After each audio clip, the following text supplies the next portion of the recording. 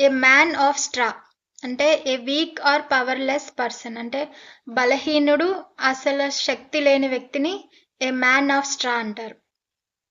Everyone thought he was powerful but he proved to be A man of straw అంటే అందరూ అతను చాలా powerful అనుకున్నారు కానీ అతను చాలా బలహీనుడు అని ఈ ఎగ్జాంపుల్ మీనింగ్.